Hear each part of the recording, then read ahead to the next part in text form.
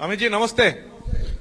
PMLA prevention of money laundering act हम जानते हैं हमारा देश का काफी कड़ा एक आइन है, जिस आइन के दौरान अरविंद केजरीवाल जी तिहाड़ जेल चला गया, हेमंत सोरेन जेल चला गया। लेकिन यहाँ वेस्ट बंगाल में ईडी कलकत्ता हाईकोर्ट में रिपोर्ट दिया है, एक कंपनी है लीप्स एंड बाउंड्स जिसका 150 करोड़ रुपया सीज्ड हुआ है, लेकिन उसका मालिक अभी तक अरेस्ट नहीं हुआ। उसका नाम है अभिषेक बैनर्जी, एनसीएमपी आप जानती है। इसीलिए सेटिंग्स वगैरह ये जो लोग प्रश्न कर रहे हैं, इसीलिए सेटिंग्स वगैरह ये हवा उठ रहे हैं, नैरेटिव्स उठ रहे हैं।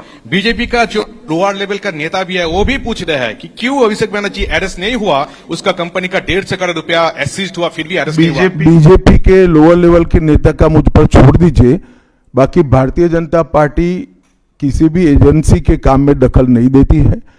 एजेंसी जो न्यायिक काम होगा वो जरूर करेगी, किसी से डरेगी भी नहीं, किसी को बचाएगी भी नहीं। There is anxiety among the Motua communities regarding the papers and documents to be produced in the SIR process. And would you like to consider anything so that they can get rid of their anxiety? मतुआओं को डरने की कोई जरूरत नहीं है। ये Bharatiya Janata party का वादा है। जो शरणार्थी बंगाल में आए हैं वो भारत के नागरिक है, इनका कोई नुकसान नहीं कर सकता, ममता बनर्जी भी नहीं कर सकती।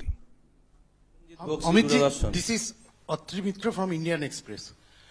पिछले कई इलेक्शन में हम लोग देखे हैं कि your ground level organisation was failed to dominate in the day of election with TMC. So is your organisation is ready for now in 2020? आपने ध्यान से नहीं देखा है। मैंने इसीलिए पहले भाजपा की विकास यात्रा, भारतीय जनता पार्टी की विकास यात्रा बनाई। हम 3 सीट पर थे, 77 पर पहुंचे हैं और 77 से अब एज अ मुख्य विरोध पक्ष हमारा अधिकार है कि विफल सरकार को उखाड़कर हमें जनता शासन देगी। हम 77 सीट पर ऐसे नहीं पहुंच सकते, 18 सीटें ऐसे नहीं जीत सकते हैं। हमारा काम बूथ तक पहुंच चुका है, इसी के कारण हमें सफलता मिली है। भारत सरकार पूरे देश में इंफ्रास्ट्रक्चर के डेवलपमेंट के लिए बहुत सारे काम कर रही है। अगर भारत सरकार का पक्षपाती कामकाज का तरीका होता तो वो तमिलनाडु को भी अप्लाई हो सकता था, तेलंगाना को भी अप्लाई हो सकता था और हर राज्य को अप्लाई हो सकता था। सभी जगह इंफ्रास्ट्रक्चर के काम अच्छे चल रहे हैं। सिर्फ बंगाल में तकलीफ क्यों आ रही है? क्योंकि मेट्रो हवा में नहीं चल सकता, भूमि चाहिए। भूमि पर जो एंक्रोचमेंट है वो खाली कराने का काम राज्य सरकार का है। यहां भारत सरकार जो भी योजना लाए इसका विरोध करना, ये मानसिकता से सरकार चल रही है, जो बंगाल का भी भला नहीं कर रही है, देश का भी भला कर रही है। क्यों तमिलनाडु की मेट्रो में प्रॉब्लम नहीं हो रहा है? क्यों तेलंगाना की मेट्रो में प्रॉब्लम नहीं हो रहा है? यूपी में लखनऊ में मेट्रो तब लगी जब अखिलेश जी मुख्यमंत्री थे, वहां पर भी प्रॉब्लम नहीं हुआ। मेरा तो आपसे आग्रह है, इतने अभ्यासु पत्रकार हो, कुछ पत्रकारों का संघ बनाकर इसके डेप्थ में जाकर व्हाइट पेपर बाहर निकालो कि सारी योजनाएं क्यों अटक गई है, तो आपको मूल कारण मालूम पड़ जाएगा। अमित जी, अभी आपने वंदे मातरम की चर्चा का जिक्र किया, लेकिन उसके साथ में जो है एक चर्चा और हुई थी, जी राम जी जो अभी जो कानून की शक्ल ले चुका है, उस दौरान भी जो है ममता बनर्जी और अभिषेक बनर्जी लगातार ये कहते रहे कि सरकार, केंद्र सरकार से फंड ही नहीं आता तो हम विकास कैसे करें, वो फंड रोकना और उसका विरोध किया। देखिए भाई, इनके विरोध को अब देश में कोई गंभीरता से नहीं ले रहा है। अगर कोई एक स्टेटमेंट भारत सरकार करेगी कि भारत देश कोई भी क्षेत्र में सबसे पहले आएगा तो भी ये विरोध करेंगे। विरोध उनका स्वभाव हो चुका है। इनके विरोध को कोई गंभीरता से नहीं ले रहा है, ना जमीन पर इसका कोई विरोध का असर दिख रहा है। लोहिया, एनडीटीवी। गृहमंत्री जी नमस्कार। पहला सवाल यह है कि कई ऐसी केंद्र की स्कीम्स आती हैं जिनको बंगाल में इम्प्लीमेंट नहीं किया जाता है। कहा जाता है कि केंद्र कोऑपरेट नहीं कर रहा है और ये भी कहा जा रहा है कि अगर भारतीय जनता पार्टी की सरकार आई बंगाल में तो जो तृणमूल कांग्रेस की कल्याणकारी स्कीम्स हैं उन्हें रोक दिया जाएगा। आप कैसे देखते हैं इसको?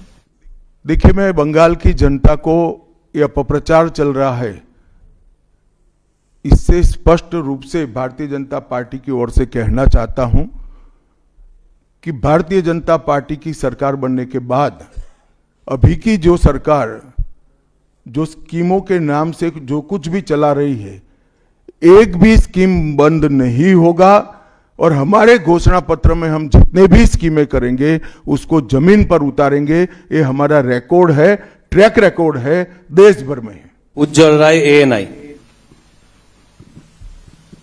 सर, आपने सबसे पहले ही घुसपैठियों की बात की है, जो सबसे बड़ा मुद्दा देश के लिए भी है और खासकर पश्चिम बंगाल जिस तरह से बांग्लादेश का अभी मौजूदा हालात है उसको देखते हुए। लेकिन जो सवाल आपने किया है उस पे प्रतिक्रिया ये मिलती है कि BSF तो केंद्र के अधीन है, आखिर ये विरोधाभास तुम कहां भाभी जी को याद करते थे?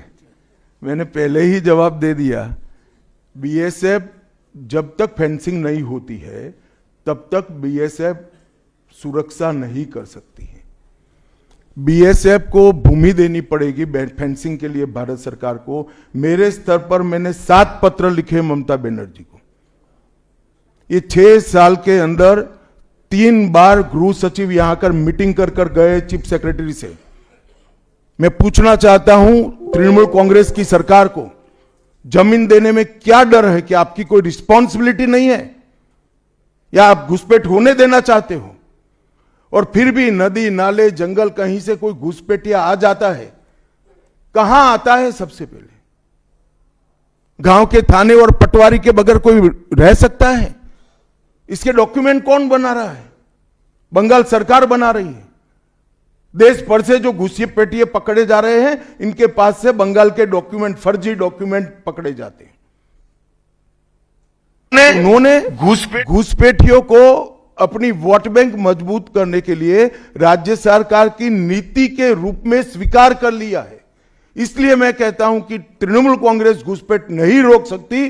बंगाल की डेमोग्राफी खतरनाक तरीके से बदल रही है और आने वाला समय बहुत चिंताजनक है। 26 के चुनाव से पहले बंगाल में मंदिर मस्जिद की राजनीति शुरू हुई है। आपको पता होगा मुर्शिदाबाद में बाबरी मस्जिद का। एक मिनट, मंदिर और मस्जिद दोनों की राजनीति कौन कर रहा है? एक तृणमूल से निकले हुए MLA कर रहे हैं और एक तृणमूल कांग्रेस कर रही है। तो सवाल का एड्रेस गलत है, सवाल तो सही है। निर्माण से बंगाल और भारत में शांति का माहौल बिगड़ सकता है।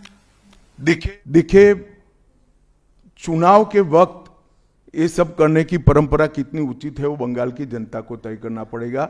मगर मुद्दा यहां तक सीमित नहीं हुआ है। युवाओं की रोजगारी का है, महिलाओं की सुरक्षा का है, घुसपैठ का मुद्दा है, भ्रष्टाचार का मुद्दा है, इंडस्ट्रीज के पलायन का मुद्दा है, गिरते जा रहे इंफ्रास्ट्रक्चर के स्तर का मुद्दा है। ढेर सारे मुद्दे हुए, कहीं से बच नहीं सकते। ममता बनर्जी लगातार 2 दिनों से का एक अपना स्वभाव है, लेकिन उनपे जो है तुष्टीकरण का आरोप लगाया जा रहा है। और लगातार वो पहले भी मंदिर एक बनवाई है अभी उड़ीसा के तर्ज पे, और दूसरा एक और घोषणा उन्होंने कर दिया महाकाल मंदिर बनाने का। तो चुनाव की दृष्टि से क्या आपको लगता है कि इसका मैं तो भाई किसी भी कारण से मंदिर बनाती है इसका स्वागत करता हूं, मगर बहुत देरी कर दी है उन्होंने। अमित जी, एक सवाल बार बार एक नैरेटिव फैला जाता है TMC और लेफ्ट के तरफ से कि बंगाल में जितना भी काम कर ले बीजेपी कार्यकर्ता, ऊपर कुछ सेटिंग वगैरह है तो अमित शाह जी और नरेंद्र मोदी जीतना नहीं चाहते। आज पूछता है बंगाल, जवाब चाहे बांग्ला, आप लोग बंगाल को जीतना चाहते हैं? कितना सीरियस है सेंट्रल बीजेपी? देखिए भाई, मैं यहां आकर प्रेस कर रहा हूं। मोदी जी अभी थोड़े दिन पहले सभा करने के लिए आने के लिए निकले थे, जा नहीं पाए। अब ममता बनर्जी कह रही कि हम उनके साथ हैं। अगर उनको भ्रांति फैलानी है तो फैलाएं। भारतीय जनता पार्टी का कोई नेता घुसपैठियों को आश्रय देने वाले के साथ नहीं रह सकता। ये भारतीय जनता पार्टी का सिद्धांत है और हम सब भारतीय जनता पार्टी के कार्यकर्ता से लेके मोदी जी तक कटिबद्ध है कि मूल समेत तृणमूल कांग्रेस की सरकार को हम उखाड़ कर फेंक देंगे। ये अभी आप कह रहे थे कि 3000 जो हैं भाजपा के कार्यकर्ता जो हैं घर छोड़कर भागना पड़ा उनको इलेक्शन के कारण, 300 की हत्या भी हुई है। फ्री एंड फेयर इलेक्शन कैसे होगा अगर मतलब लोग जा ही नहीं पाएंगे बूथ पर? तो देखिए, ऐसी ही नीतियां अपनाई थी कम्युनिस्टों ने, मगर सत्ता परिवर्तन हुआ या नहीं हुआ। ऐसी ही नीतियां अपनाई थी उत्तर प्रदेश में समाजवादी पार्टी ने, सत्ता परिवर्तन हुआ या नहीं हुआ।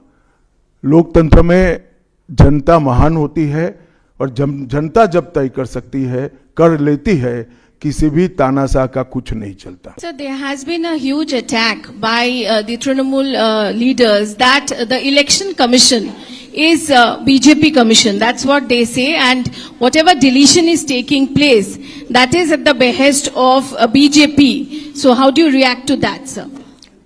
देखिए, ममता जी के पास से और कोई अपेक्षा रख नहीं सकते। उनके खिलाफ जजमेंट आएगा तो जुडिशरी बीजेपी की है, इलेक्शन कमीशन घुसपैठिया हटाएगा, एसआईआर लाएगा तो इलेक्शन कमीशन बीजेपी का है। वो हारने के बाद शायद ऐसा कही कि मेरे कार्यकर्ता ही बीजेपी में चले गए।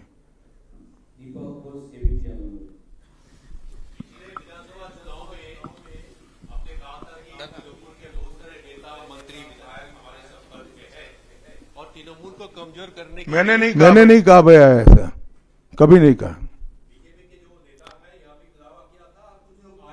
हाँ, आए ही है।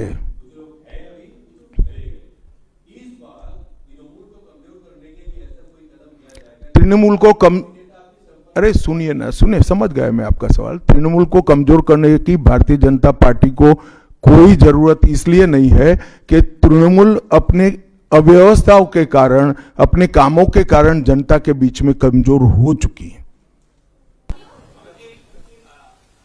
हर बार चुनाव के पहले आप जब बंगाल आते हैं, अब तक एक टारगेट देते हैं बीजेपी लीडर और सभी को, तो इस साल 26 के चुनाव के पहले अब सुने नहीं, मैं कहा 2/3 बहुमत के साथ सरकार बनाएंगे, 2/3 मेजोरिटी के साथ सरकार बनाएंगे, तो टारगेट हो ही गया।